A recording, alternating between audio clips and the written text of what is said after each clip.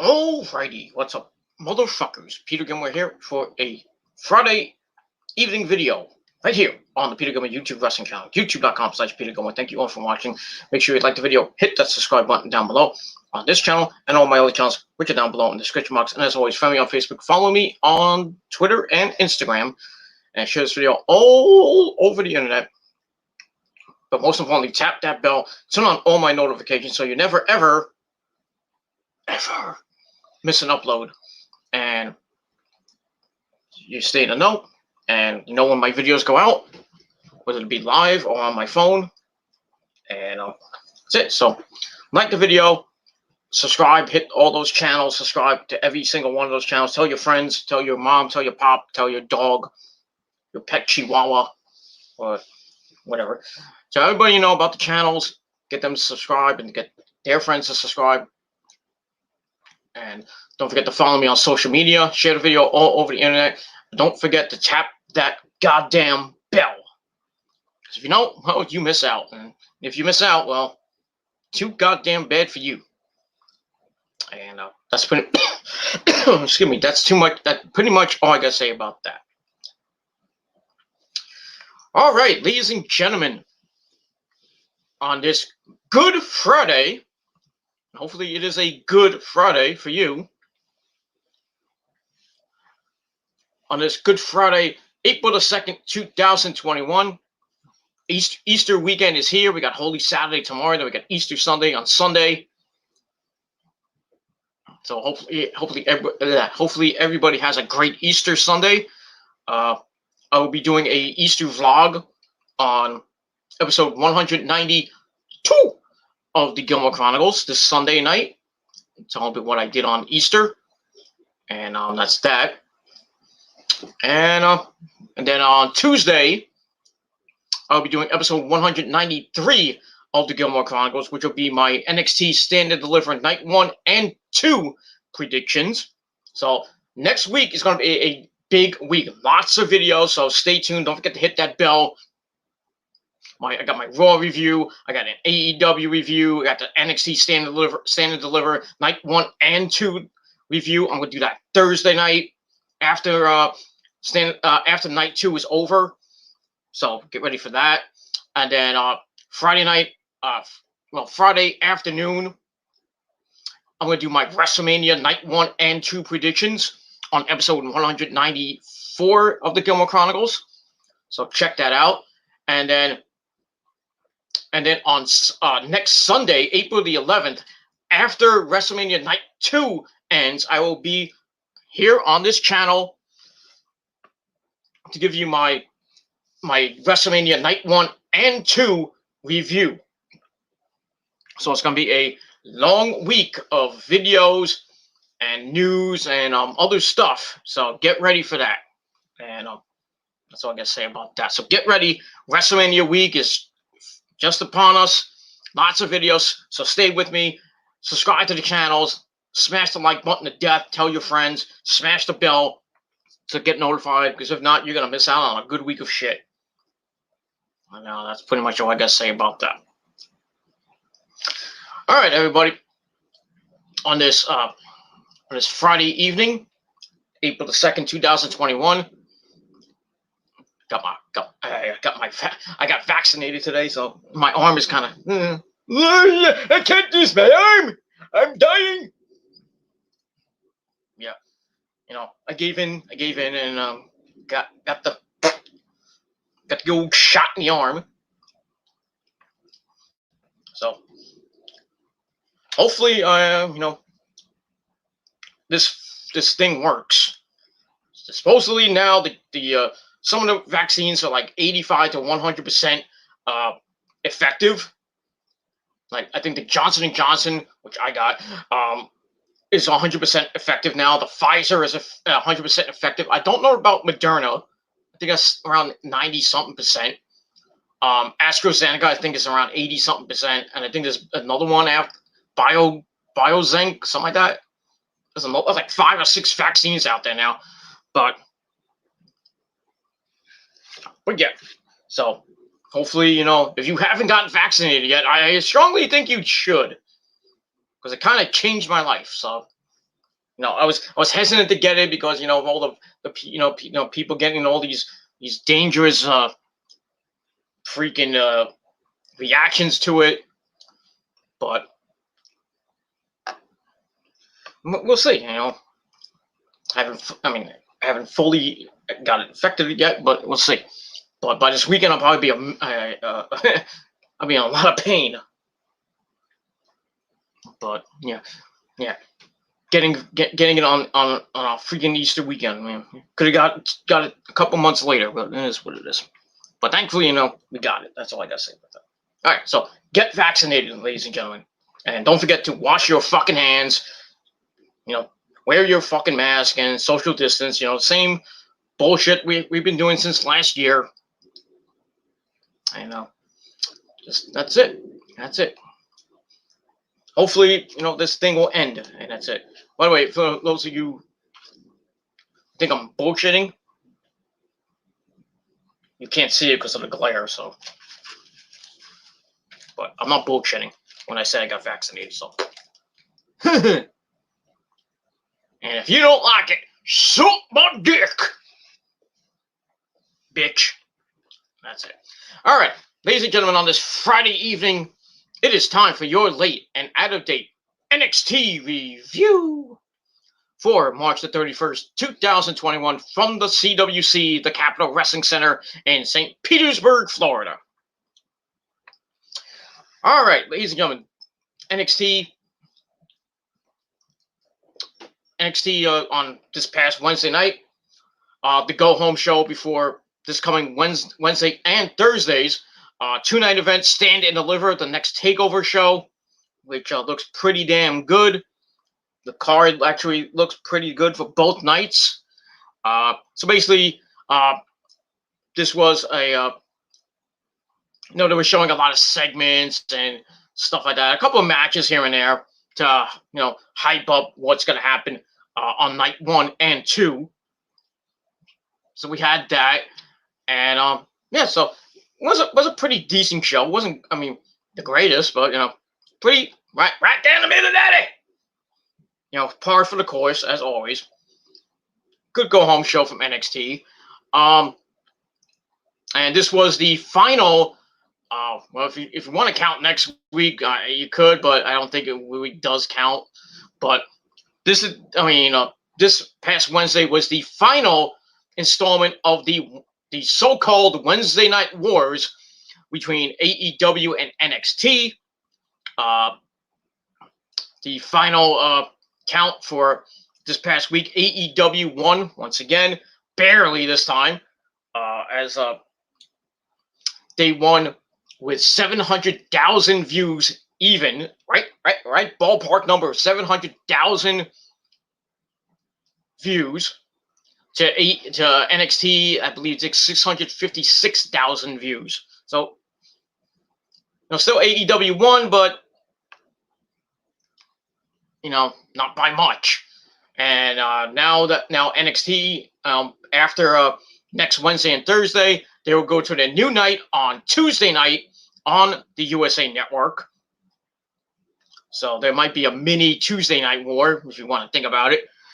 Since they'll be going basically head-to-head with I believe the second hour of Dark.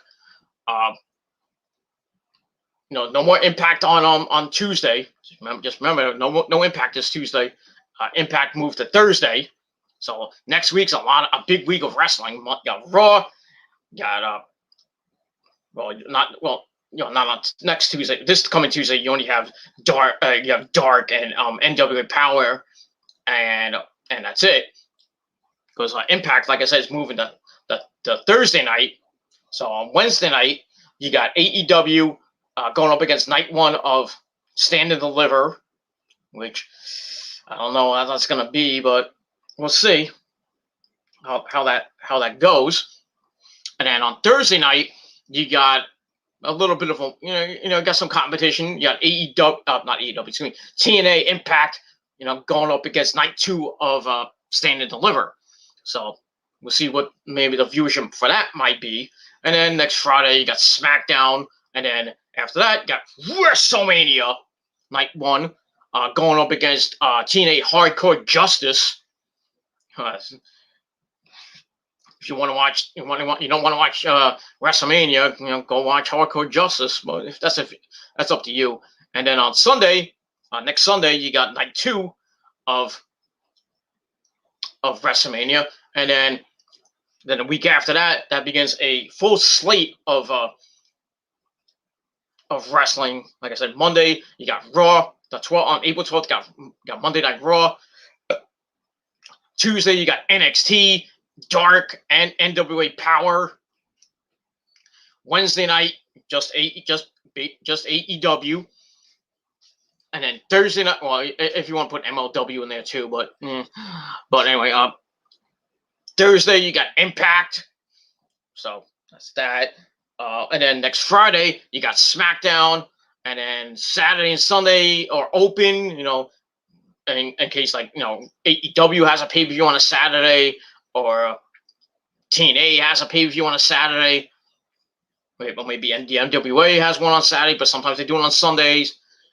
Ring of Honor may have a pay-per-view on a Friday night coming up probably in the next couple of months. I think Best in the World's coming up. Actually, no. I don't know if they're actually doing it this year. I never heard anything about Super Card of Honor. That's usually around this time, WrestleMania time. They always have, they have Super Card of Honor, but I don't know if Ring of Honor is actually doing that. I think they may not be doing it this year, I think it'll be for the first time in Ring of Honor history we don't have a Super Card of Honor. I don't even remember they had it last year. I don't think they had it last year. Actually, they didn't have it last year, so because of the pandemic, and Ring of Honor just shut down right after that. So no Super Card of Honor last year, and probably not this year either. It sucks. So I kind of like Super Card of Honor, But if they don't do Super Card of Honor, I think the next pay-per-view will be Best in the World in probably in June. Probably from Baltimore, because really they can't go anywhere else. That's it. So we'll see. So lots of stuff coming your way in the next 10 to 14 days. So get ready for it. And like I said, I'll be here throughout those days, give you the best content I could with my my predictions for Stand and Deliver, for WrestleMania, Raw, SmackDown, TNA may be coming back. TNA pay-per-views might be coming back on the Killer Demons channel. Because basically got nothing to do Thursday. What? What? Where's your sandals? Behind you. Behind me? Because you decided to record. I thought you were sleeping.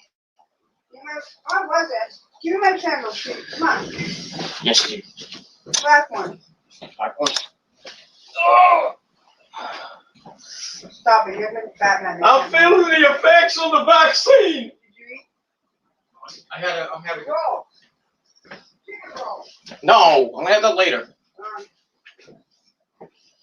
I'm feeling the effects of the vaccine. I'm feeling faint.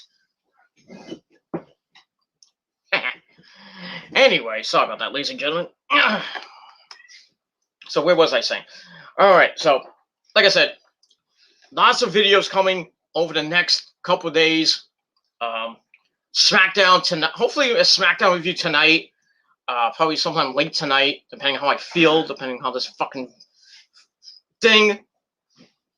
shot kills me, but it is what it is. So I already got a slight headache right now. Ugh. Gonna be a long night, long weekend.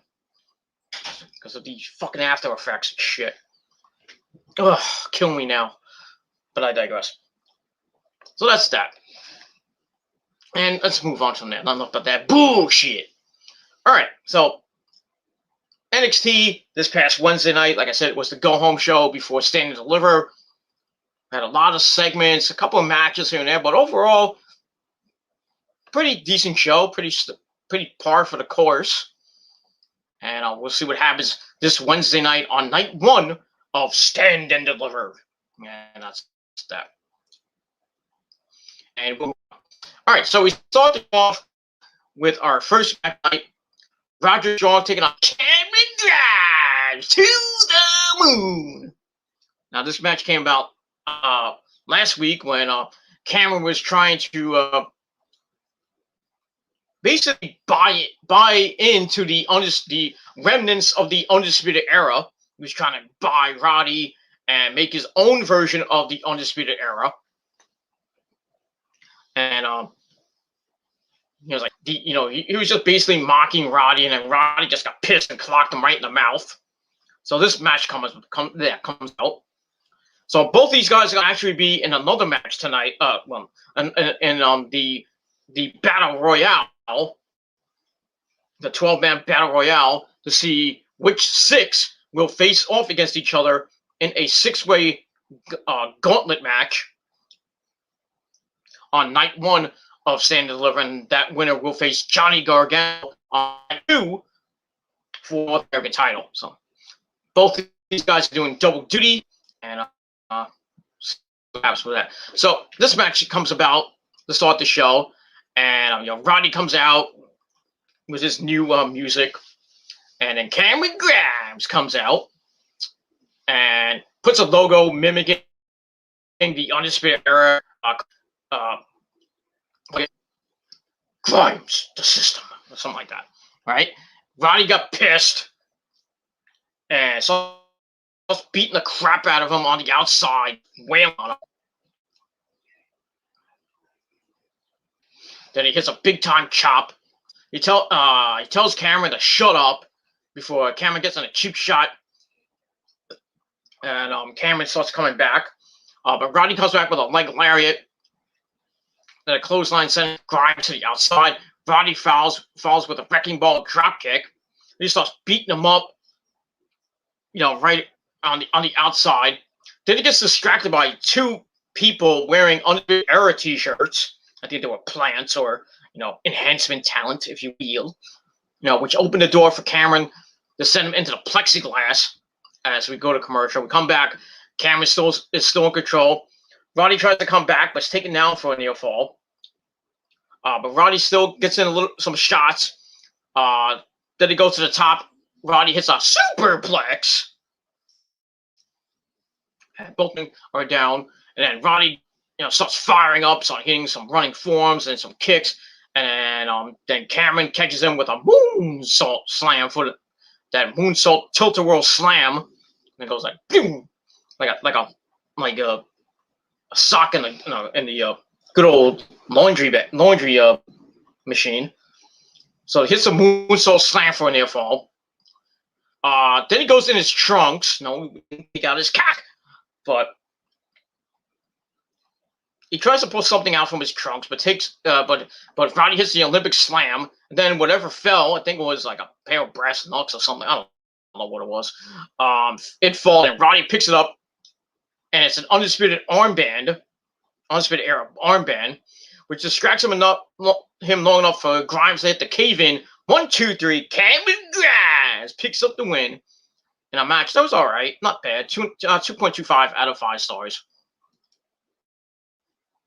And that's pretty much it. So Cameron Grimes, picks up the win. Now we'll see what happens with him in the Battle Royale and see if he will be in the final 6 to go to TakeOver. But we'll see what happens with that. Roddy will be in there as well, and we'll see if he gets some revenge, and we'll see. That's it. So like I said, 2.25 out of 5 stars, and that's it. And the chat room's open if you want to chat NXT or anything else. That's all I got to say about that. All right, then we go to a video package of Killer Kross training for his big match on night 2 of TakeOver against Finn Balor for the NXT World Heavyweight title. We see him training. We see a Scarlett Bordeaux with I don't know if that, she had a different hairstyle or a wig, but she looked damn fine. That's all I got to say about that. So, nice video package. I gave that 3 out of 5 stars. And we'll see what happens on night 2 this Thursday night with Killer Kross and Finn Balor for the NXT World title. And I hope Killer Kross gets the victory and the belt back that he really never lost. But we shall see what happens from there. And we move on. After a quick break, we get to another video package, this time of the NXT United Kingdom champion for just over 700 and God knows how long days. Walter, basically talking about Tommaso Ciampa, who will fight him, I believe, on night 1 of Takeover for the NXT UK Championship. Walter says he's aware of how he was a dominant and ruthless champion, and after his injury, Walter knows that championships and such aren't the most important thing to him, and that's the difference between them, as Walter is dedicated to the sport and the title. See, wrestling is a sport!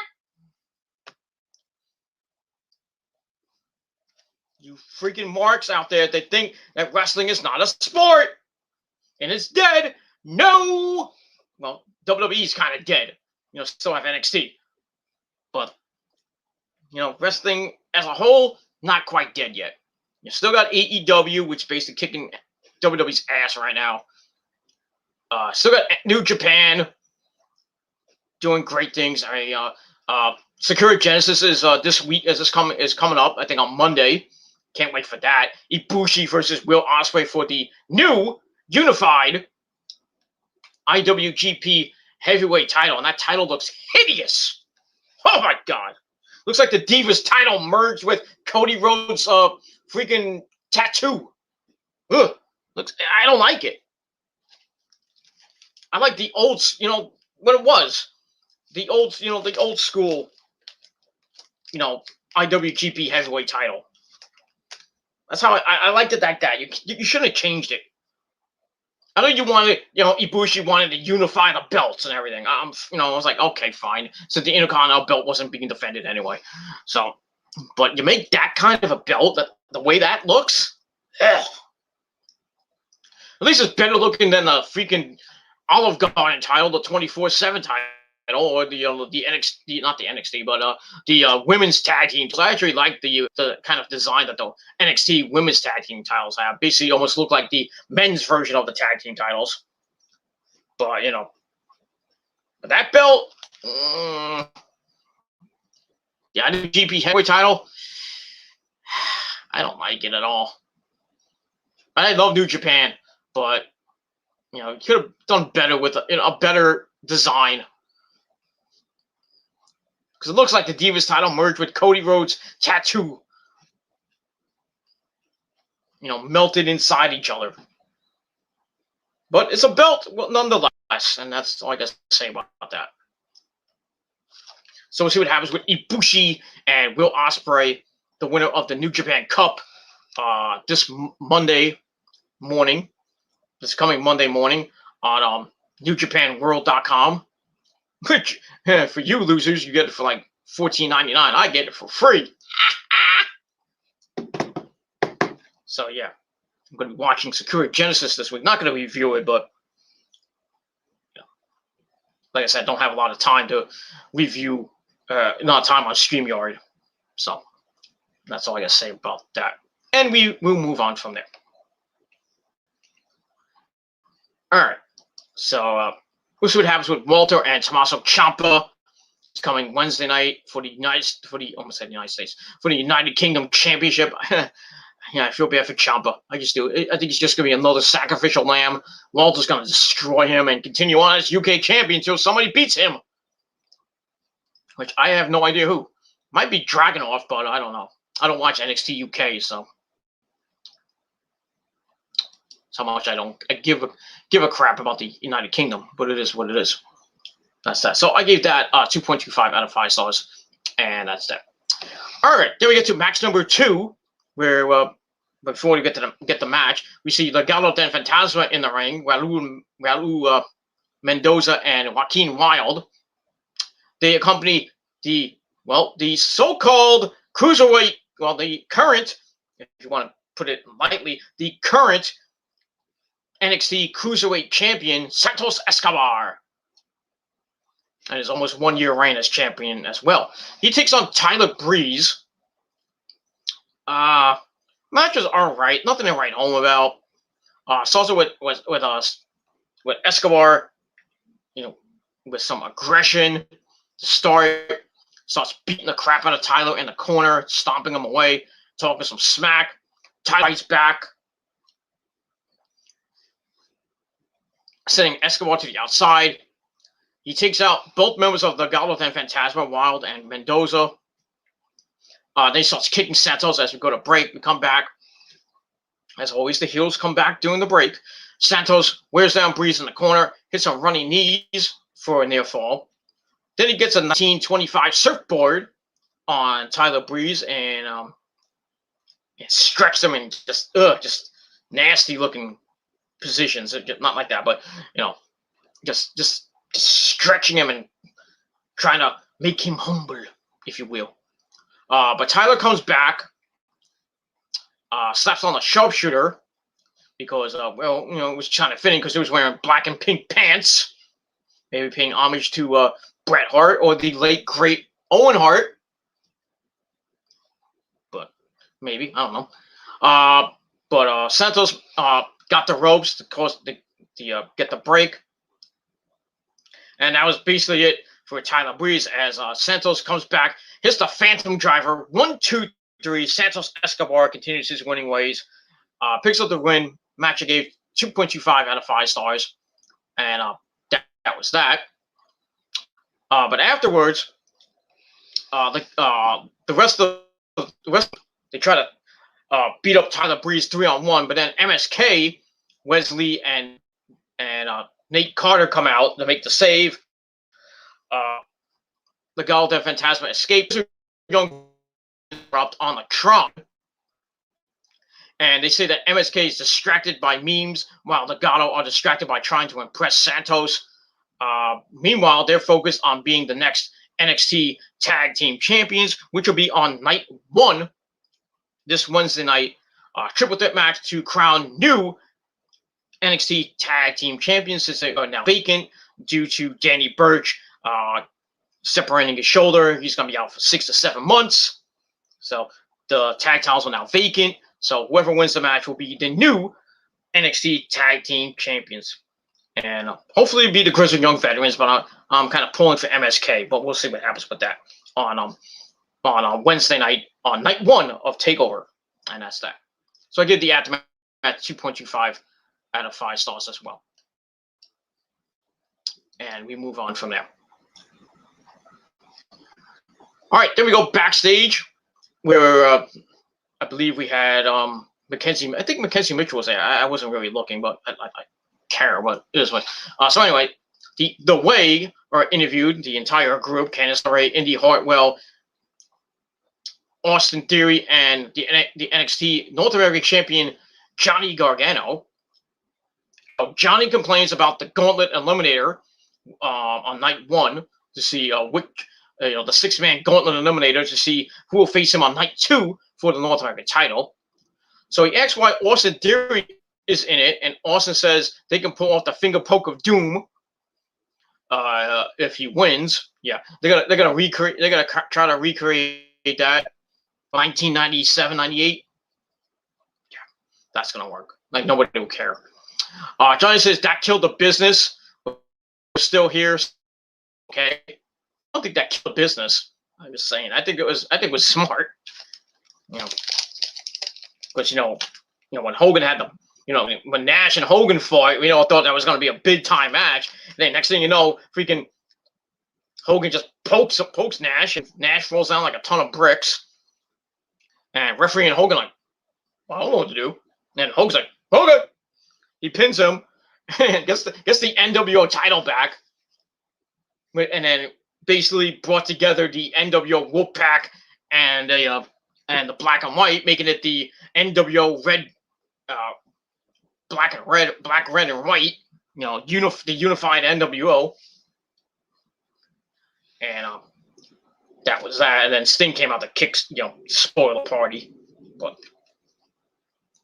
it is what it is. Just reminiscing about the old school Monday Night Wars, and that's all I gotta say about that. All right, so anyway, so talk about the finger poke of doom. Johnny says it killed the business, but it's still here. So it's okay. And then Candice and Indy plan on showing what a real women's tag team is like later tonight, later in the show. So we'll see what happens with that. So that was an okay segment. I gave it 2.25 out of 5 stars, and that's pretty much it for that. And we move on from there. All right. After that, we see a small dog shown walking up to the Performance Center, and we don't know. Like, we're wondering what this is about. And just as Beth fucking Phoenix said on commentary, what is this all about? And we'll find. We'll see a little bit more of the little Poochie. During the rest of the show. It does signify something, and I'll get to that in a little bit. So yeah. So we got a runaway dog at NXT, and no, it's not Matilda coming back from the dead or anything like that,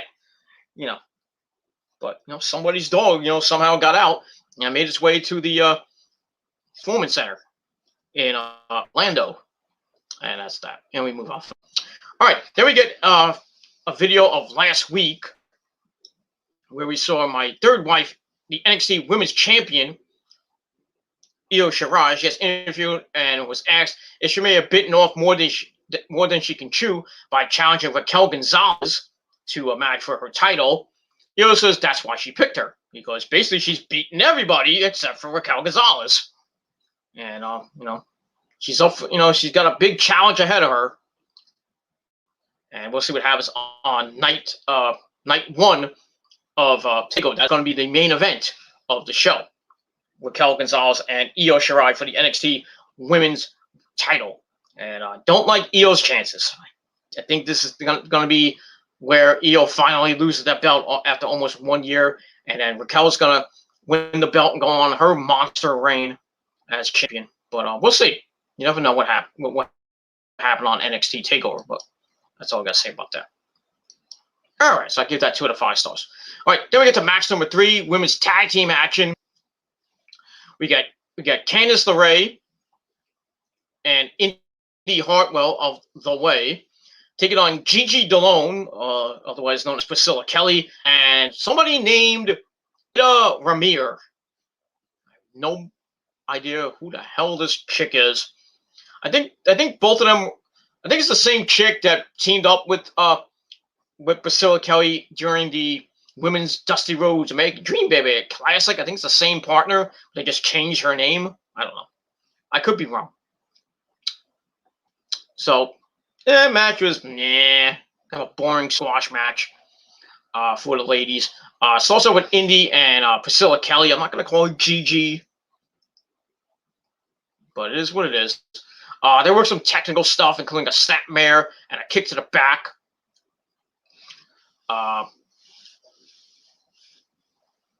Gigi goes for a boot. She missed, and Indy hits a sidewalk slam. But Gigi gets up. Priscilla Kelly gets up, sends her into a tag to Candice. Priscilla gets booted away into the opposite corner. Candice tries to run. Priscilla avoids her and struggles to get the big tag to her partner. Zayda Ramir, blah, blah, blah. So Zayda gets a little bit of offense in, but in the end, Candice comes back, hits the Wicked Stepsister stomp, or the Super Dragon curb stomp. And then Indy Hartwell comes in with a flying elbow.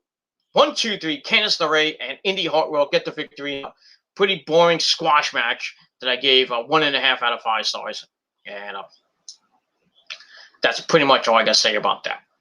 Afterwards, Candice gets on the mic, says that there isn't a woman in the back who deserves to be champion more than her.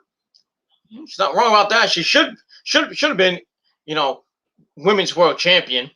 Just saying. But you had competition. You had Shayna and Shayna and Io and other other people that could have been there. Bianca, Dakota Kai and company. Just to name a few. She says they're coming for the NXT Women's Tag Team titles and they'll do it their way at TakeOver. because there was a segment last week where Ember and Shotzi were, going, they were walking in the hallway, and then Candice and Indy come up to them, and basically said, those titles look better on us. And then Shotzi and Ember like, oh, is that a challenge? So Candice like, we're gonna do this our way on our time. So that was that. So anyway, so she basically said we're coming for the belts, and they're gonna do it their way, a takeover. And then Ember and Shotzi come out on Shotzi's tank to respond. They run Candice and Indy down for thinking the titles belong to them, but they accept the challenge. So that's gonna happen, I believe, on night one. I think night one of Takeover. So we'll see what happens with that. Shotzi then shoots Indy with the tank, not in the nuts like she did to Austin Theory, but right in the gut. Shoots her with the tank, and basically hits her right in the well, it did hit her in the so, I don't know what that was, but it hit her right in the pusher. So if Indy Hartwell needs to rub down, just call me up. But it is what it is, and that's that. So we'll see what happens at Takeover for the NXT Women's Tag Team belts, with Shotzi and Ember defending against Candice and Indy Hartwell. And to be honest with you, not really looking forward to it. Shotzi and Ember have only held it for like 2 weeks. I don't see them losing it anytime soon, so I think they're gonna pick up the victory and retain. But we'll see what happens with that. Meanwhile, I'm still pissed off they took it off Dakota Kai and Raquel Gonzalez the first night they won it. Stupidest thing to do. And that's pretty much all I got to say about that. And we move on. Speaking of the former first time NXT Women's Tag Team Champions, we see Dakota Kai and Raquel Gonzalez backstage walking. As Raquel's getting for her match against Zoe Stark coming up. So she's getting ready. Io then walks up to her and says, "You can't kill me." And then they start brawling. Io attacks. They start going at it. Dakota comes over the top, and Io is slammed onto a crate before officials and referees have to break it up. Ouch. So Io's got, her work cut out of her. Her work cut out for her. Excuse me. Say that fast. No, she's got Raquel, the big woman Raquel, to get to in front of her, and then she got Dakota Kai, who's definitely gonna be at ring problems. So gonna be tough for Io to retain, but we'll see what happens at Takeover, and that's that. So I gave that 2.25 out of 5 stars, and that's pretty much it. I gave the Candice LeRae, the women's tag team match. I gave 1.5 out of 5 stars. The after I gave 2 out of 5 stars. With the whole thing with Ember and Shotzi accepting the challenge for the NXT Women's Tag Team titles, and that's that. And we move on from there. All right, then we see the little doggy has made its way into the Performance Center. Hopefully, it doesn't take a big giant dump. Because Vince won't be happy with that. No, Triple H won't be happy with that. But it is what it is. So we'll see what happens with the little Poochie. See who owns the dog. I think you know who owns the dog. No, it's not Davey Boy Smith Jr. But it's somebody else who has a dog.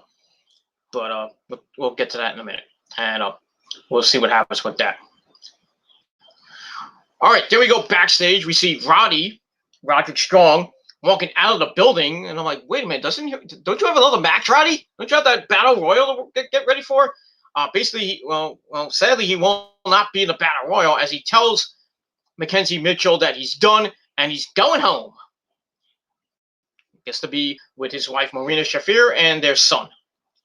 So that's basically it. So it's like, I'm tired. I lost. I'm getting out of here. I'm pissed. I'll give that 2 out of 5 stars, and that's pretty much it. All right, got my good buddy Nick Infante 92 in the chat. What's up, Nick? On this Good Friday. Hopefully you have a good Easter Sunday, a good weekend, and a good Easter as well. So that's that. All right, so we move on to this. So Yeah, sadly, Roddy's going home to play with his son and play with his wife. and that's a good thing, I guess. But it's what it is. And we move on.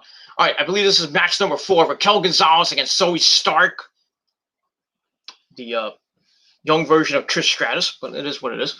Yeah, this was kind of another squash match. Almost lasted 5 damn minutes.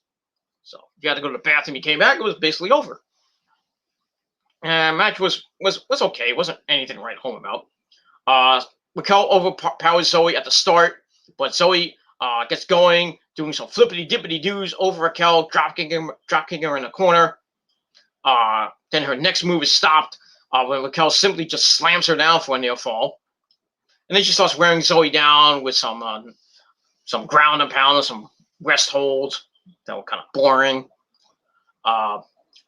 Zoe tries to rally, but then Raquel just shrugs her off. Zoe tries for a somersault plancha, but Raquel caught her, only to be driven face first into the ring post. Ow!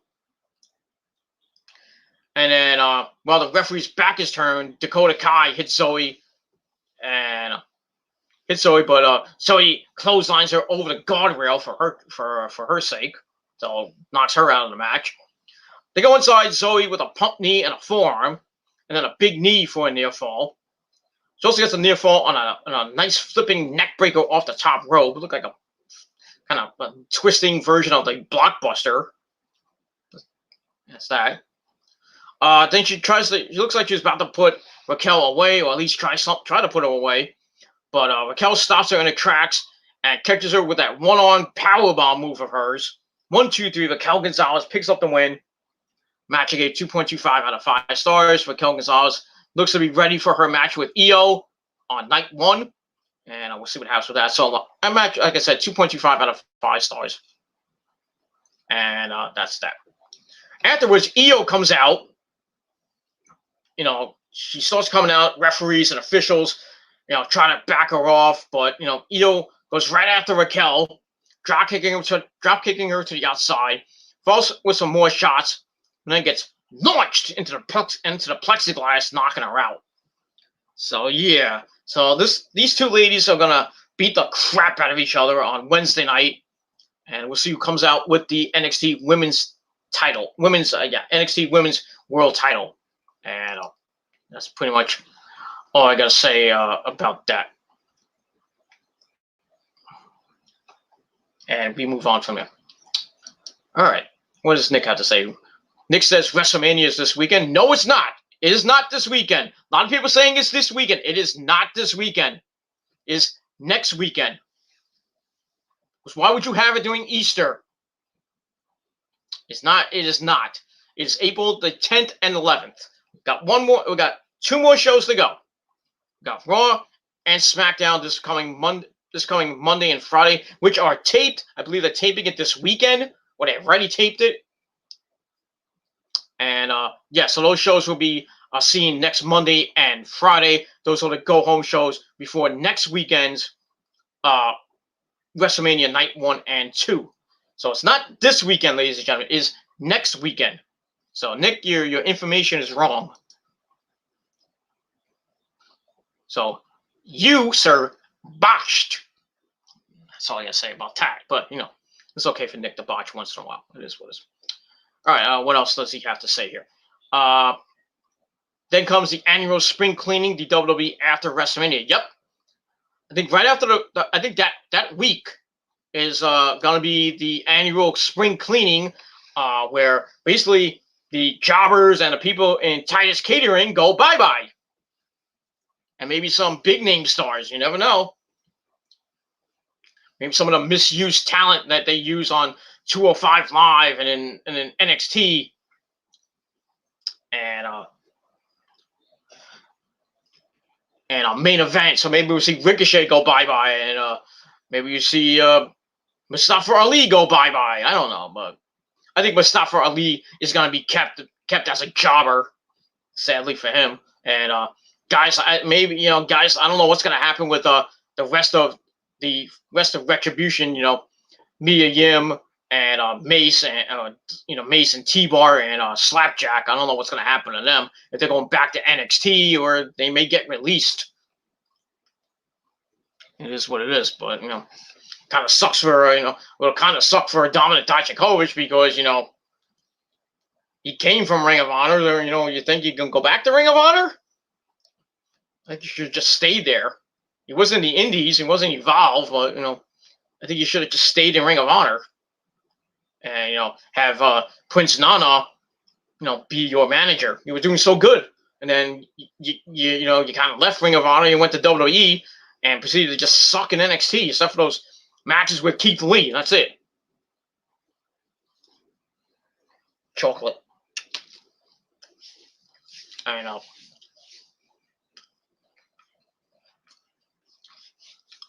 That's basically it. So,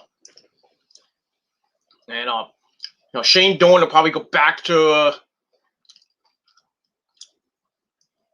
either be just stay there. As Slapjack will go,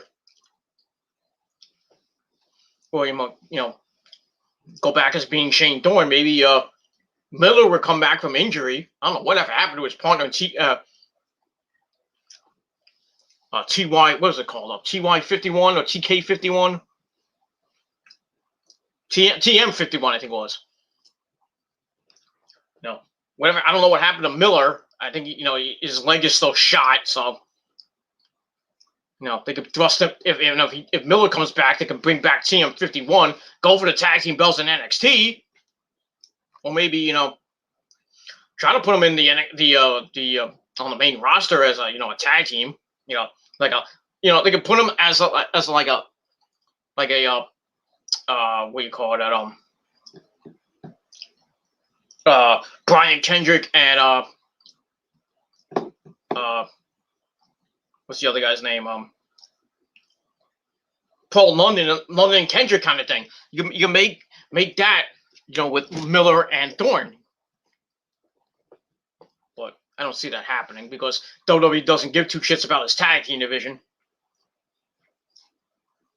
Which is sad that here's a spoiler that next Friday night on SmackDown is going to be a WrestleMania edition of SmackDown, and we're going to have the Andre the Giant Battle Royale, which is usually at WrestleMania. It's a big, usually happens on the pre-show, but nobody watches the pre-show. So we're going to get the Andre the Giant Battle Royale for free on SmackDown next week. And we're getting a fatal four-way match for the SmackDown tag team titles with the Dirty Dogs, Dolph Ziggler and Bobby Roode taking on the Street Profits, taking on the Mysterios, Ray and Dominic, and also taking on Otis and Chad Gable. So yeah, so WrestleMania will kind of come a day early for some people. For most of those people that are not gonna be on the big show. But not that kind of big show, but it is what it is. So yeah, that's that. But like I said, the spring cleaning is coming up right after WrestleMania, and a lot of people, are gonna get released because they don't have nothing for them. So I can see, somebody like Ricochet go bye-bye. I can see maybe Mustafa Ali go bye-bye. Maybe Dana Brooke will go bye-bye finally. Which will kind of piss off Jekyll Knight, but it is what it is. But yeah, he's still around, Jekyll Knight, and he's still around. For those of you who don't know who he is, maybe Mandy Rose will go bye-bye, which will piss off a lot of people that love Mandy Rose. But she might go. Tamina might go. Not that I don't think she is because, but who she's affiliated with, The Rock and Roman. So Roman's gonna keep her there. I wish Nia Jax would go, but they're not going to. WWE's not going to release her because she has affiliations with Roman and The Rock, so she ain't going anywhere. Which sucks, sucks. Just sucks. Other than that, maybe Carmella leaves because really there's nothing for Carmella to do, and she's pissed because there's not enough women's matches at WrestleMania.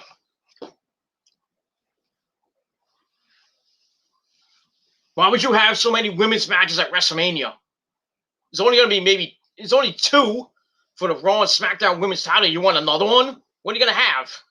Maybe a Women's Battle Royale? You want to push for that, but you know, you can push and push and push and ask and ask and ask for so much, but you know, the final say is, you know who? Vincent Kennedy McMahon. I don't give a shit about the women. You know, it is what it is. But, so Carmella can yap her whole, not you know, but she's probably just gonna be stuck in catering, watching with the other women that are not on the show. But it is what it is, and yeah, that's all I gotta say with that. Carmella should just stay home, stay in the back, and wait for Corey Graves to come, you know, to finish the broadcast and then suck his wood. But it is what it is, and that's that. Carmella should just leave.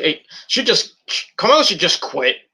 You know, they got nothing for her to do. They got rid of Reggie, which I thought was kind of a dumb idea, but now I think it's not. You know, it's actually gonna start becoming a good idea because you know, Reggie is gonna somehow, I think, do something at WrestleMania, and him and Nia are gonna break up, and then eventually Reggie will fall into the arms of the boss, Sasha Banks, and become her new love interest / sommelier. That's what I think is gonna happen. But we'll see what happens. We will see. But yeah, like, gonna be a lot of people leaving. Some people from NXT that have it don't get used. You know, from the main roster, they don't get used. I think Aleister Black and Murphy might be released because basically they don't have anything to do right now. Yeah, I think you'll see Murphy and Aleister Black on the unemployment line, and I think they have 90-day compete clauses. So if they did go to anywhere else, we won't see them till at the end of the summer. So we'll see. If they do go to AEW, we probably won't see them at All Out. We might see them at All Out. Who knows? They could be in the battle. You know, they usually have like at the buy-in. You know, I think they have their yearly battle royal. The casino. They could put them in a casino battle royale.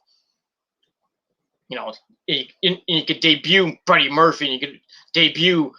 Well, I don't know what they would name Murphy if he went to AEW, but if Aleister Black went to AEW, he wouldn't be coming with Zelina Vega, that's for sure. But if Aleister Black did get released, he'd probably go to AEW and be Tommy End, which he was in the Indies, and that's probably pretty much it. So he would debut probably in the Casino Battle Royale match as a surprise entrant, probably win it too. And then he'll start his run in AEW kicking some ass.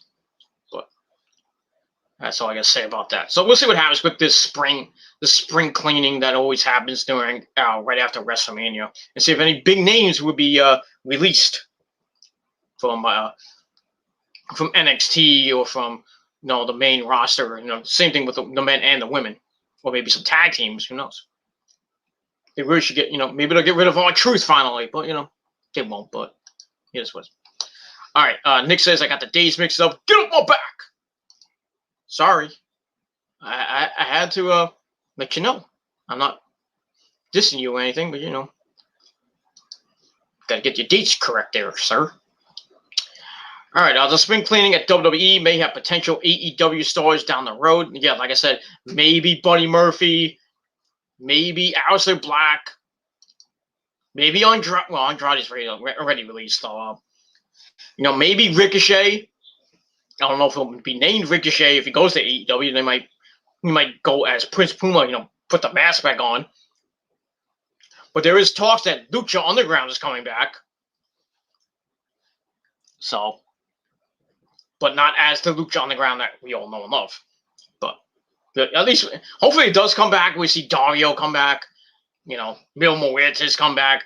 But, most of the stars that were there are in WWE or AEW, and I don't know if that forbidden door will open for Lucha Underground.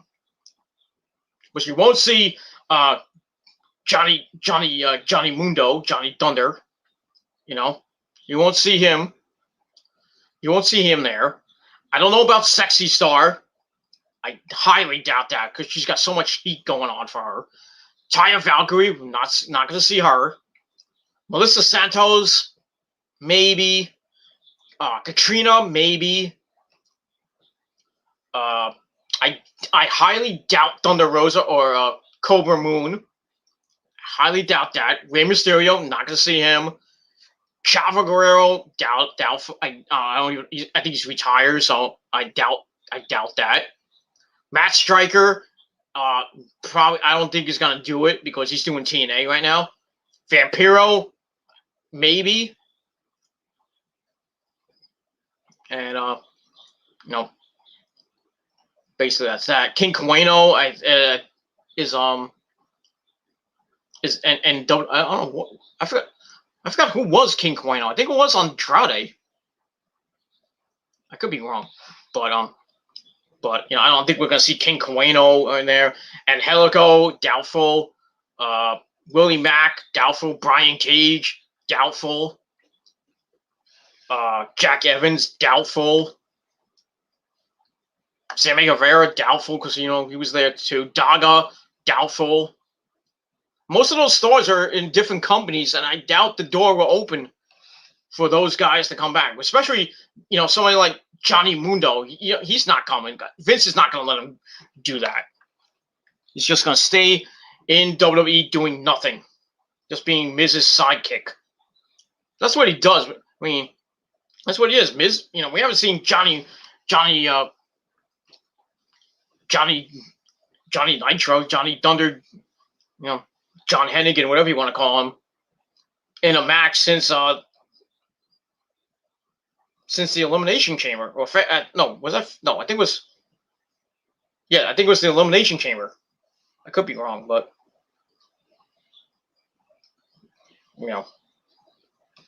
But yeah, I think most of the stars that we all fell in love with during seasons 1 through 4 of Lucha Underground are basically gone. But I'd love to see Dario come back. Bring back the Dario's Wheel of Doom and all those great segments they used to have. Those cinematic segments they used to have. And then Dario screaming, "Ring the bell!"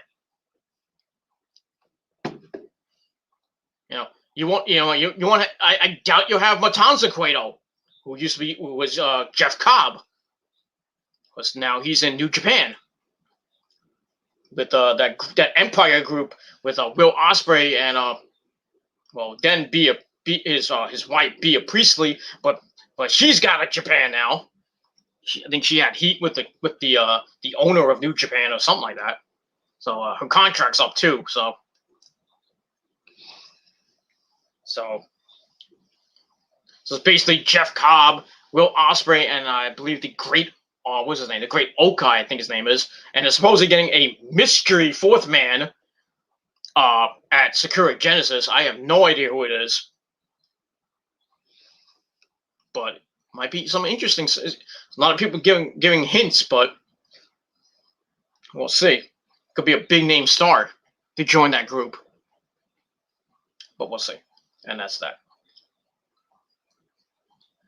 So we can see a lot of people from the spring cleaning going to AEW, going to TNA, going to Ring of Honor, or maybe go to Japan, or just sit at home and do nothing. And that's that. We move on from there. NXT stars to main roster sometimes equal burial. Yep. Everybody who's gone to the main roster, except for a couple, have just been buried on the main roster. I'm kind of worried for Bianca Belair right now, and I'm kind of worried for Damian Priest, even though he's in a stupid thing with Bad Bunny. What's going to happen after WrestleMania? I don't know. Is he going to still be relevant? Are you going to give him a monster push that you're sort of giving him right now? Maybe a United States title shot and a possible win? Or are they just going to throw him into Titus Catering I hope not.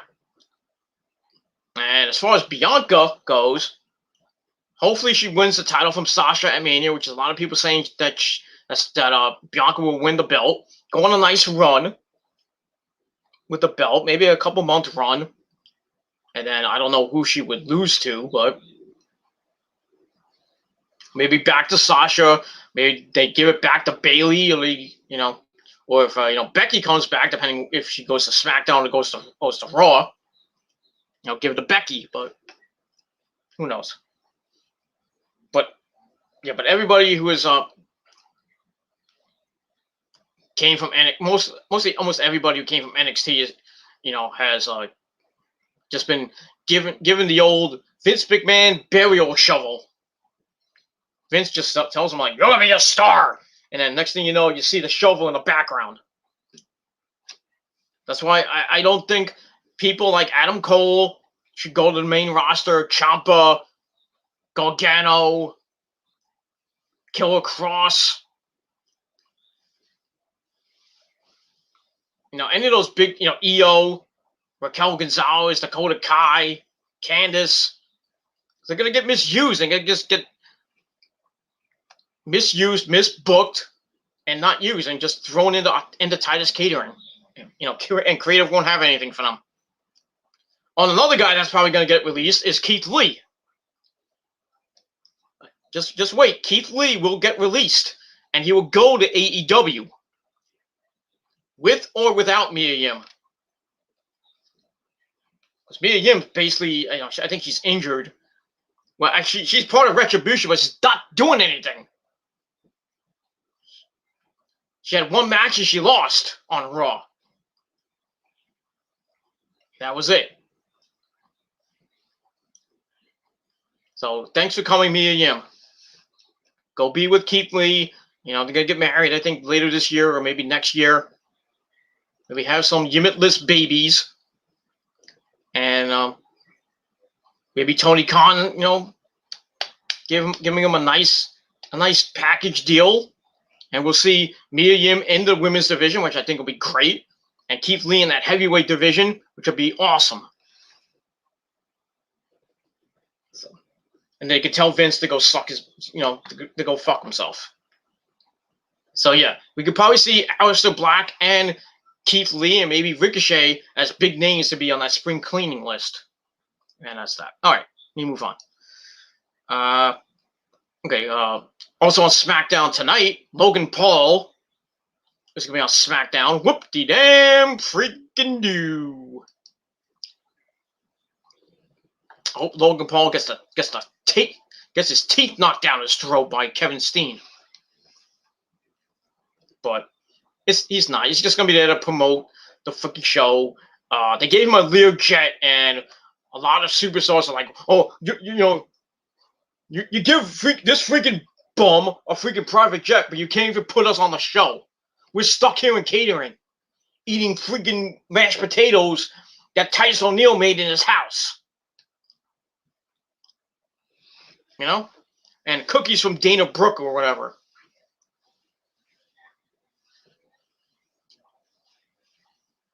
Yeah, SmackDown's going to be a crappy show tonight. It's coming up in 45 minutes. But yeah, Logan Paul's just there to hype Sami Zayn and Kevin Owens for their match at WrestleMania on Night 2. And supposedly he's going to get involved. I don't know how. But like I said, I hope he dies. Not to wish death on him, but just get hurt. Kevin Steen should give him a package power driver off the freaking pirate ship. Kevin Owens said he wants to jump off the pirate ship. Doubt that's going to happen. I highly doubt it.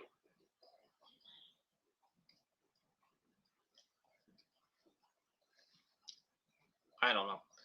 But they already started building the set, the stage and everything. Doesn't look that great.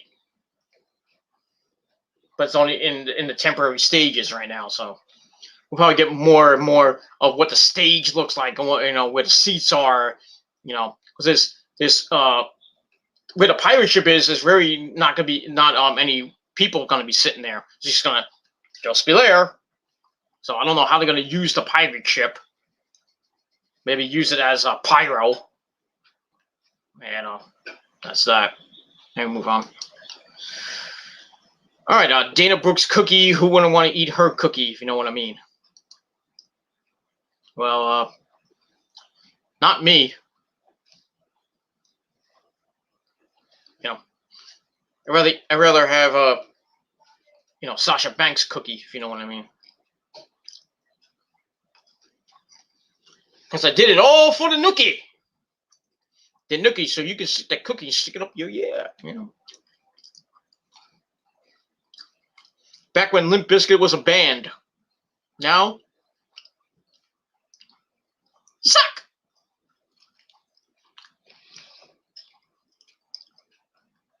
And as my good friend Zach Wild used to say, Limp Bizkit still sucks dick. Because they do. They haven't had a hit since Nookie. Since their third album. After the third album, goodbye. Into obscurity. They came back with what was the album they came out with? Gold Cobra, I think it was called. Nobody liked it. Then it came out to go on tour. Nobody gave two craps about Limp Bizkit. Nobody cares about Limp Bizkit. Limp Bizkit's boring and they're garbage. Fred Durst is still an egomaniac.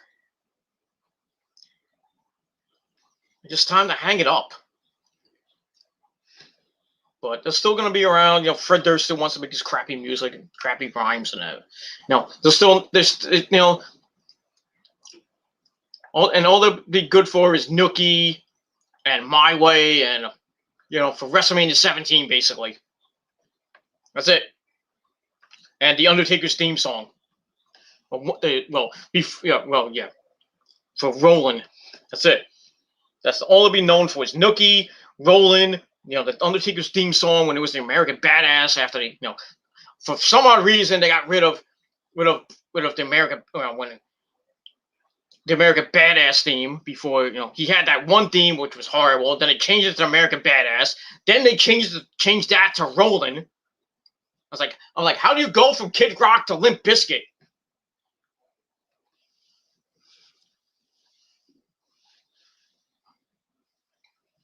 It's like going from Ozzy to Justin Bieber.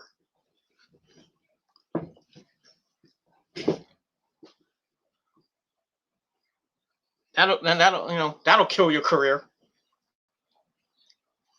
You go from touring with Ozzy to opening up for Bieber. Ugh. You want to shoot yourself. If that ever happened. You sell 50 million records, and the next thing you know, you're opening for Bieber, and only appealing to maybe 15,000, not even 15,000 people. We all know Bieber sucks. He's the Antichrist of music. He's garbage. He is fucking garbage. And all these haters are gonna say, "Oh, Bieber sells more records than In This Moment." Blah blah blah. Yeah, but Bieber hasn't won a Grammy. I don't think. I just don't think he won a Grammy. Who cares if he did?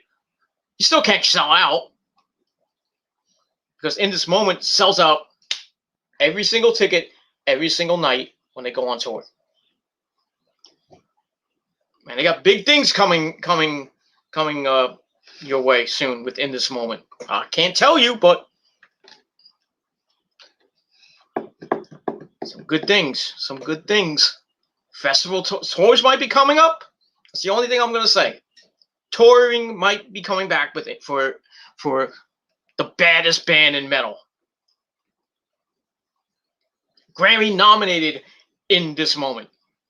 And if you don't like them, well,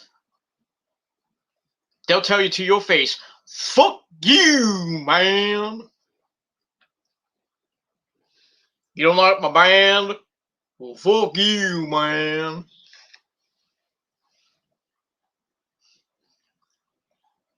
That's what I want to say to everybody, any person that comes up to my face and says, "In This Moment sucks." I'm just gonna smile and say, "Grammy nominated, sells out every night." And I'm gonna say, "If you don't like my band, well, fuck you, man." And then proceed to break their jaw. That's all I gotta say about that. All right, enough about that, and we move on. Let's get this baby done and over with because our SmackDown's coming up, and I want to rest up a little bit and then have my dinner, and then hopefully my arm doesn't fall off. And that's that. All right, so we had Raquel Gonzalez beat Zoe Stark pretty decisively, so I gave that 1.5 out of 5 stars. And afterwards, Io comes out, they brawl again, but then Io gets sent into the plexiglass, and that's that. So we'll see what happens this Wednesday night for the NXT Women's Title between Raquel and Io, and that's all I gotta say about that. That's basically all I gotta say about that. It doesn't look good for Io in my eyes, but you never know. Io could pull off the upset of the year, but we'll see. That's that. All right, after that, we see the little Poochie now running upstairs.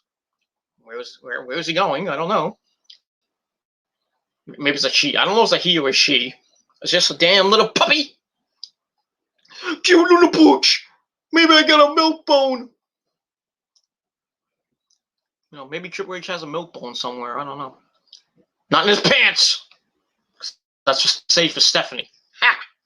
I got a milk bone in my pants. I give it to Stephanie every night. Because she loves my nose on my big proboscis. Hi, Steph. But I digress. So we see the dog, and see what happens with the doggy after that. All right, then we go to the back where we get an interview with Kushida, and he says nothing will stop him from winning his match coming up. And then Pete fucking Dunne comes out, comes in, interrupts. He still says he's the best technical wrestler in the world, and Kushida's not. And he dares Kushida to prove him wrong. So Kushida says he heard him and he's going to prove him wrong. So that should be an interesting little match, Kushida and Pete fucking Dunne. That should be a nice, interesting match. I kind of look forward to seeing that. Both men are in the Battle Royale coming up. So we'll see what happens with that, and we'll move on from there. So I gave that interview 2.25 out of 5 stars, and that's that. All right, after that, we get a Prime Target, or one of those, those story vignette videos things. They call it Prime Target special on the entire Kyle O'Reilly, Adam Cole, baby, match, unsanctioned match coming up on night 2, the co-main event of night 2. And if you haven't seen it, you need to see it. I mean, a lot. I mean, watch it about 5, 6, 7, 69 times. I don't give a shit. But, I've been watching it religiously because, I'm such a big Adam Cole mark. But basically it covers their history as friends and then rivals. And it actually even shows them from New Japan. Yup, they were in New Japan together when Kyle was the Ring of Honor champion and Adam was in the Bullet Club Elite, baby. So they showed that. I don't think they didn't show any of the Ring of Honor stuff, obviously because they don't have the Ring of Honor library. But they showed them on other indie feds. I think they showed a couple of. I don't know if they did, but I gotta look at it. For the 5 millionth time, that I think they showed Adam when he was in CCW. They didn't show. I don't think they showed him in Ring of Honor. I don't think they had. Like I said, I don't think if they did, Carrie Silken and company would be pissed because they stole their videos and stuff. That Ring of Honor is not on the WWE Network. Well, on Peacock. Don't get me started with Peacock. Just taking everything out. They took out the DX dresses up as a nation segment. That was classic. which basically was a setup to Triple H and Rock, and basically they took like 4 minutes out of that from the match at SummerSlam, which is fucking stupid. So boycott Peacock. And that kind of rhymes. So don't buy Peacock. Okay, if you want to remember the old school days of the Attitude Era, go buy some DVDs. Or go look it up on YouTube. Don't buy that. Don't buy the bird. As we're calling it now, the bird. Yes, they did remove it, Nick. They did remove it. They the whole thing with, the whole DX mocks the Nation of Domination. They got rid of it. Got rid of it, and they got rid of 4 minutes of when The Rock and Triple H were feuding when Triple H had the belt. They took 4 minutes out of that when they were hyping up the match at SummerSlam. I forgot what year it was, but yeah, they took that out. So yeah. Nick says fucking Peacock ran by social justice warrior liberal cocksuckers. Yep. I really want to know who the president of Peacock is. I'll have to give him a piece of my mind. I really would love to give that fucking idiot a piece of my mind. If it was a man or a woman. And no, it's not Susan from YouTube. Don't get me started on that cunt. What this was. Nick says, fucking bullshit! Good old Botchamania. Good old Botchamania. Still around on YouTube. They're censoring it, but still around. Still around on YouTube. I think it's up to episode 400, and I don't know what number it is. I think it's 430 or something like that. But still some good stuff from Botchamania. We'll probably see much, much more Botchamania on YouTube for years to come. I'd love to meet what's his name? I think his name is Matt from Botchamania. I think his name is Matt or Mike from Botchamania. I'd love to meet the guy. Love to do an intro for him. This will be my intro. Here we go. Hi, my name is Peter Gilmore. And if you love wrestling, it's not dead yet. Oh, wait. It is dead. But I'm Peter Gilmore, and you're watching Botchamania. And I have an AEW shirt on, or some type of shirt on. Maybe an In This Moment shirt on. Maybe I'll have a hot chick next to me. It won't be Rosa, but, maybe a hot chick. Like some indie darling, or maybe I can get like Melina or somebody to stand next to me. Give me a kiss or something like that. At the end, hi, this is Peter Gilmore and Melina, and you're watching Botchamania. She'll give me the kiss, and I'm like, I forgot my line! Because I'll be so freaking... I'll probably faint if Melina kissed me. On the lips, if you will. But I digress. So we see that. So we see that whole thing with the Prime Target special with Adam Cole Baby and Kyle O'Reilly, and very good. And that's it. All right. After that, we get to another match. Shut up. We get the Casey Catanzaro and Kaden Carter taking on Tian Cha of Mei Ying and Xia Li. I don't know why Casey Catanzaro was in this match, because didn't Xia Li just like pop Casey Catanzaro's leg into like many pieces? And they were saying that Casey Catanzaro was going to be out for like 8 months. Somebody was lying. But she looked like she didn't even hurt her leg, climbing up the freaking the post.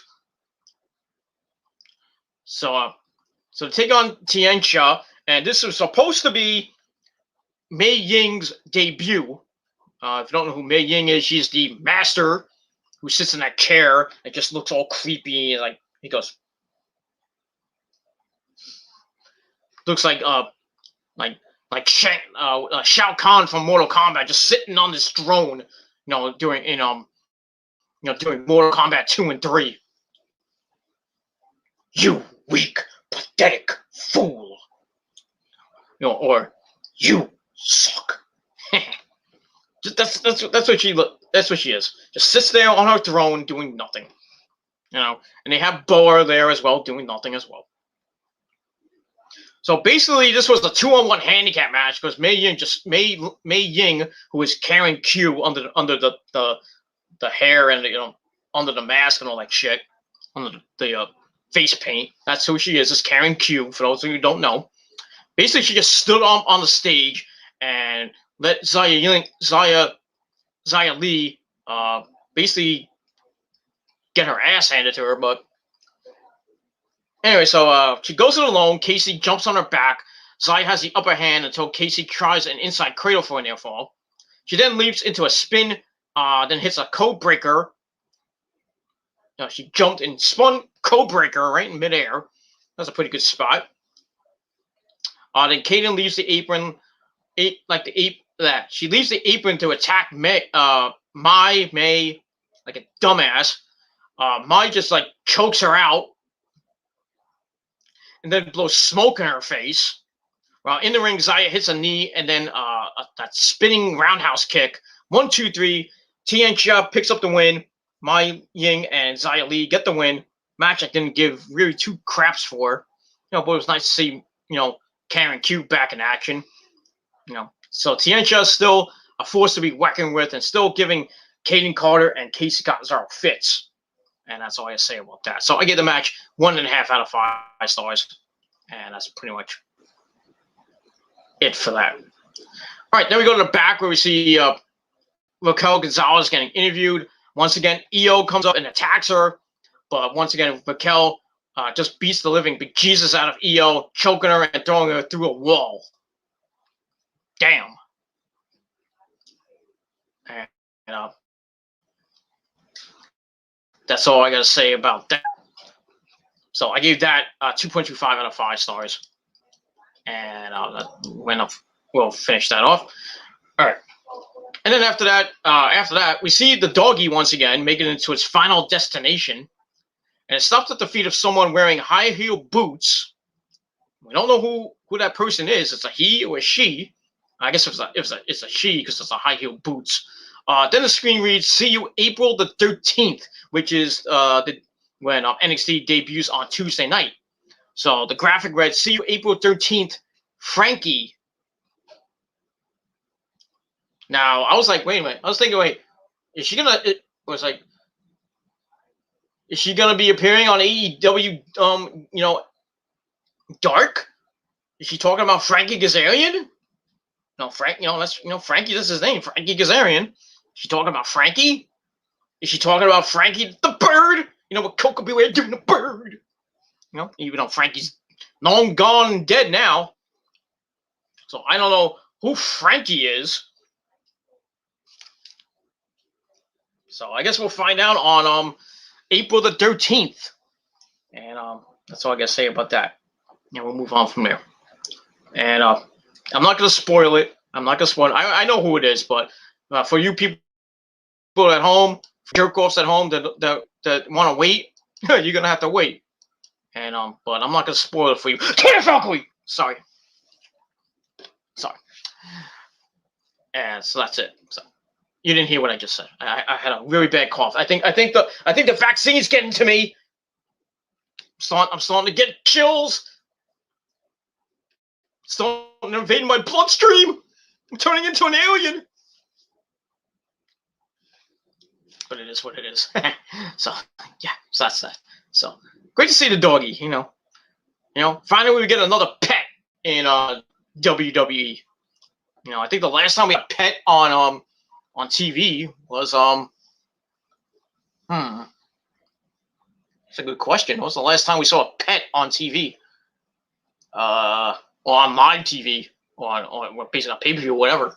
I think the last time we saw it was Stephanie's dog. that got ran over by Triple H. I think it was the last time we actually saw a pet on TV. I could be wrong. It might have been years later that I missed the segment where there was like a pet dog or a pet fish or something like that. And no, Mitch was not it was not a pet. It was a plant. So don't go and say Mitch, okay? Because that's a damn fucking plant. It was not a pet.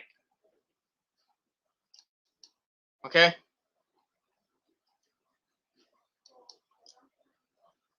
I think you say Valkyrie. No, I said I didn't say Valkyrie. I said that's all I gotta say about that. But could be anybody who has a fucking dog. You know, Carmelo, I think, has a dog.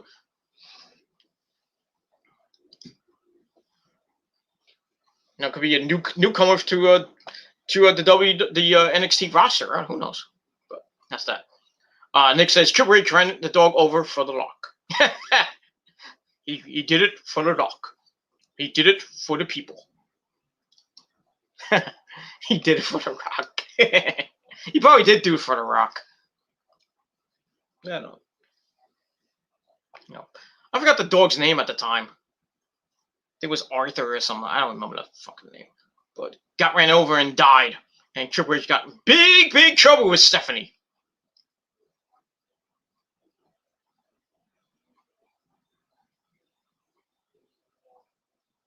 No, we're talking about pets and everything, but I would think, since Natalya loves cats, I thought we were gonna see our first cat in the WWE, maybe a black cat. Give everybody bad luck, and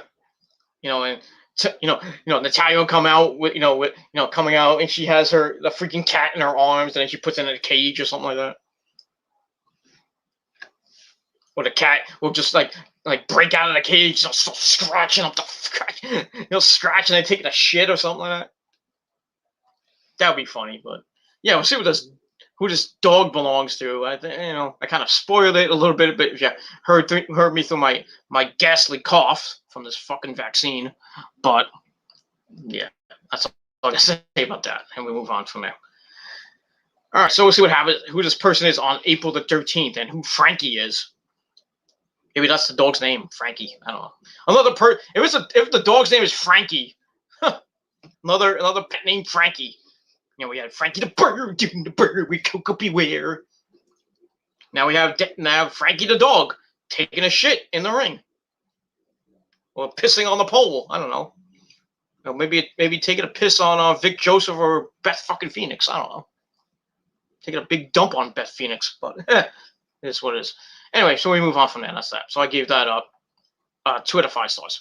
All right, there we see Tommaso Ciampa cutting a promo in the back, basically talking about the necklace his wife and baby girl gave him when he went into neck surgery about a year or 2 ago, which was ripped off by Walter last week.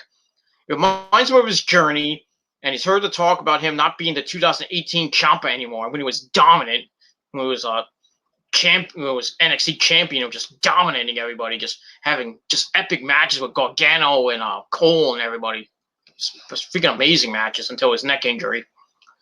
Says he has changed, but that doesn't mean he won't take the head off of the dragon that is Walter. He'd rather be the guy who has something to fight for. He says he's the Black Heart and the Psycho Killer. He's still there.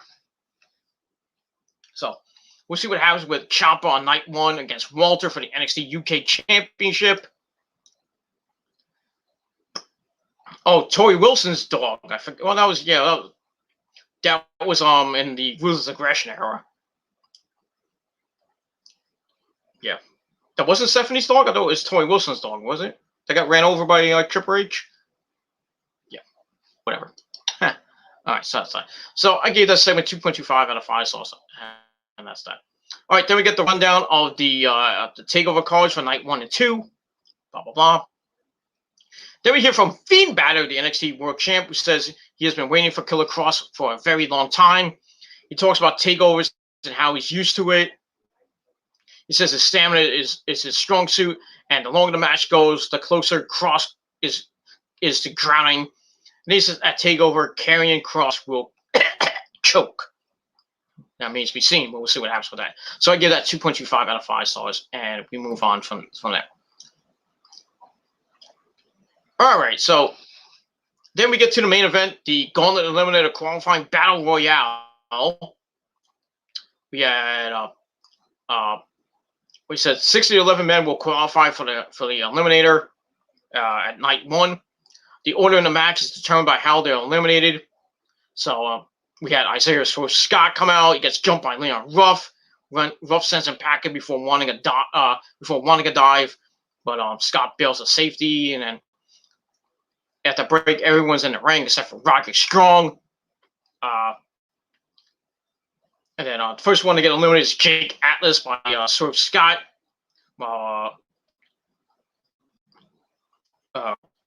He didn't get eliminated by Leon Ruff. And then Swerve's on the apron, backdrops Tyler Rust out. And then Dexter Lumis is just standing in the corner, staring a hole through everybody, and nobody wants to have wants to talk to him. Then Austin Theory gets sent out, but his feet don't touch the ground, and he's trying to get back up. He's like, and referee Asia Pereira is basically saying, "You're not out yet. You're not out." He's like, "I'm out. No, I'm out." He's wiggling and wiggling. Then he kips up, and then he gets eliminated as his feet touch the floor, and he gets pissed. Too bad for you. And then Kushida and Pete fucking Dunne have a pretty good exchange of some technical wrestling. Then they both go over the top because of it, and Kushida traps Dunne in a hoverboard lock. And that leads us down to our final 6, which will be Bronson Reed, Eli Drake, or LA Knight, Dexter Lumis, who basically did nothing, Isaiah Swerve Scott, Leon Ruff, and Cameron Grimes to the moon. He said the next 2 eliminated will start the Gauntlet Eliminator match on night 1. So Regal then comes out, announces that Kushida will face Pete Dunne on night 1 of TakeOver. That's going to be a great match. So that ends up being Isaiah Swerve Scott and Leon Ruff, as expected. Then everyone gangs up to dump out Bronson Reed, while Dexter Lumis just finally gets involved and helps everybody throw Bronson Reed out. Cameron Grimes tries to pay Dexter Lumis off with his money, and Eli Drake and Eli Drake, so they throw him out and send money flying everywhere. Then we're down to the Eli Drake and Dexter Lumis. They go back and forth, and then somehow, some way, Eli Drake throws Dexter Lumis out. And that's it. So the winner of the Battle Royale is Eli Drake. And that's it. So match was pretty decent. I gave it 2.25 out of 5 stars. That was that. And then to end the show, we see Io Shirai and Raquel Gonzalez continue to beat the crap out of each other. Io makes her way out of the ring, gets to Mike, waiting for Raquel to come out. Raquel comes out. Io attacks her. Then the women's locker room come out, trying to keep them apart. That's not going to work. Raquel shows most of them away, but Io hits her on the apron. She is sent back, but drop kicks her off the apron. And then Io attacks the girls, trying to hold her back as she adds a springboard senton splash onto everyone to end the show. So that's basically all I got to say about that. So not a bad ending to a pretty decent NXT show this past Wednesday night. And we'll see what happens this Wednesday night on night 1 of NXT TakeOver Stand and Deliver, and what ramifications may come on night 2 of Stand and Deliver. And then after that, we'll see on April the 13th, the first episode of NXT on their new night, Tuesday nights, beginning at 8 p.m. on the USA Network. So, and that'll be the aftermath of TakeOver. That should be a pretty good show. And we might have new champions, and we'll see what happens to that as we start paving the road to the next Takeover show, whenever that may be, and maybe June, maybe July, or we'll see. Maybe they'll do one before SummerSlam. But that's all I got to say about that. So my final rating for NXT this past week, a solid 7 out of 10. So yeah, I finally give WWE more than a 4, more than a 6. So I actually like NXT. I'm not gonna bash NXT. I do at times, but still it's a pretty good show. Not as great as AEW, but still pretty good show. And basically run by Adam Cole, baby. That's it. That's the face of that damn company right now. But that's all I gotta say about that. All right, everybody. Thank you all for watching. Thank you to Nick for coming in the chat, and sorry to yell at you for getting the WrestleMania dates wrong. But still my boy and everything. That's all I gotta say about that. And it is what it is, and that's that. So once again, 7 out of 10 stars for NXT, and we'll see what happens this Wednesday and Thursday night at Takeover Stand and Deliver. Should be a great show. As always, Takeovers always deliver. No pun intended, but should be a great show, and I can't wait for that. And we'll move on from there. All right, everybody, thank you for watching. I'm going to edit this baby up, and then I'm gonna watch some SmackDown. Should be a boring as fuck show with Logan Paul on. And yeah, that's going to be the final live SmackDown at the Thunderdome at Tropicana Field, because after next week's tape shows, the Thunderdome will move to the Sun Dome on the University of Southern Florida in Tampa, Florida. So that's going to be the new home of Raw and SmackDown and pay-per-views from April the 12th to August the 3rd. So they will be there for just about 4 months at the Sun Dome, or if you want to call it the new Thunderdome, or whatever you want to call it, on the campus of Southern Florida. So should be some good stuff, and we'll see what happens the night after WrestleMania, which is usually a pretty good show with debuts and returns, lots of WrestleMania rematches, but should be some good stuff, and we'll see where the WWE goes after WrestleMania. But before that, we have tonight's SmackDown, and then next week's taped Raw and taped SmackDown, the WrestleMania edition of SmackDown next Friday night, with the Andre the Giant Battle Royale and the Fatal 4-Way match for the SmackDown Tag Team titles. So we'll see what happens with that. So WrestleMania week is fast approaching, a couple of days away from WrestleMania week, and that's pretty much it. So thank you all for watching, everybody. Have a great weekend. If you don't see me before then, happy Easter. Don't eat a lot of eggs or eat a lot of candy or jelly beans or whatever. Don't eat a lot of chocolate and all that other good stuff. I'll save that for Halloween. But no, don't eat a lot of eggs and ham or whatever you're gonna eat your Easter dinner. And enjoy. You could watch some baseball. Unless you're a New York Met fan, you don't get to watch shit. Because, the Mets are, they're doing nothing right now. They're sitting home, sitting pretty in last place.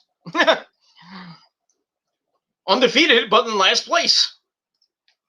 0-0, because the series with the Washington Nationals has now been canceled. The entire weekend has been canceled thanks to the Nationals getting scared and getting COVID. So, so that series is gone. I don't know when it's going to be made up. Maybe later in the season. There might be some double headers later in the season. Or maybe there's some off days here in April, so they might do that. I don't know. I guess we're going to find out in the next coming days. But so we're not going to see Jacob deGrom just lining up people until maybe Monday against the Filthies in Philadelphia. Hopefully nothing happens with Philly. So right now the Mets have a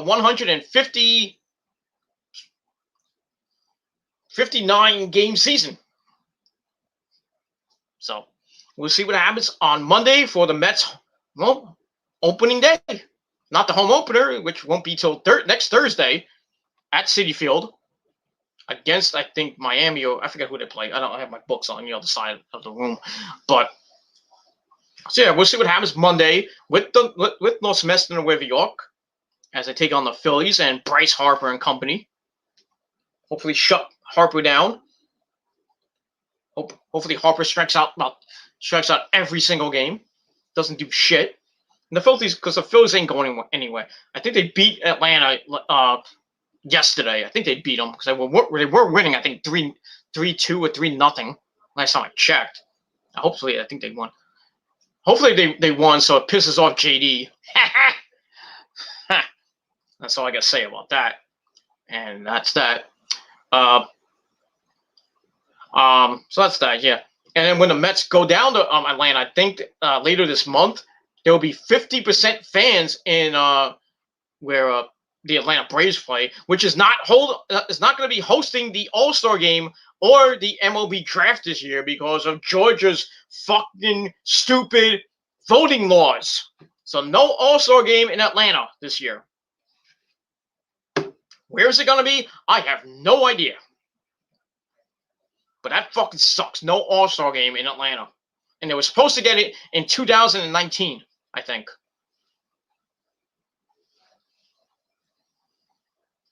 So yeah. So with this fucking virus, here's its ugly head once again with the Mets not being able to play. And now, they can't even play the All-Star game in Atlanta because of Georgia's fucking voting rights. And everywhere, every state now has fucking different laws that have been passed because, it's gonna be harder to vote. And personally, I don't give two shits. That's all I gotta say about that. It's a fucking joke every year to go vote anyway. Because whoever you vote for, turns out to be a jackass. But hopefully, this year we're getting rid of de Blasio and Cuomo, and hopefully I think we're gonna re-elect Phil Murphy here in Jersey. But in New York, they're gonna hopefully get rid of Cuomo, hopefully get rid of de Blasio. I don't know who's gonna win. I don't know if it's gonna be Eric Adams or it's gonna be Andrew Yang. I'm actually voting for Andrew Yang if he, is still in the running. But I'd love to have Andrew Yang as a fucking mayor. Maybe he'll give me $1,000, but or he'll give maybe at least he'll do better than de Blasio. Or Eric Adams too can do pretty good stuff, but we'll see. And as long as Cuomo gets either he gets impeached or he resigns or just doesn't get reelected. Get them out. Get both of them out. So hopefully New York can get back to being New York. God damn it. And that's pretty much all I got to say about that. All right, everybody. Thank you for watching SmackDown in 8 minutes. I'm going to get this video edited up, and I'm going to go watch it. So thank you for watching, everybody. Thank you to Nick for coming in. And that's it. So thank you all for coming. And that's it. Thank you for watching the video. Subscribe. Like the video. Do whatever the fuck you want. I don't give two craps. But if you're not down with that, Nick knows what's coming next. If you're not down with that, I got 3 words for you. Fuck you, man. And that's all I got to say about that. Might be back later for my SmackDown review on the Killer Demons channel. If not, probably be tomorrow. So I got really nothing to do because I'm off this weekend. Holiday time, baby. Love it. So I'm enjoying my Easter weekend off. Ha! Eat my shorts, dude. That's all I got to say about that. So thank you for watching. Be safe, everybody. Have a great Easter weekend. And I'll see you motherfuckers next time. Peace.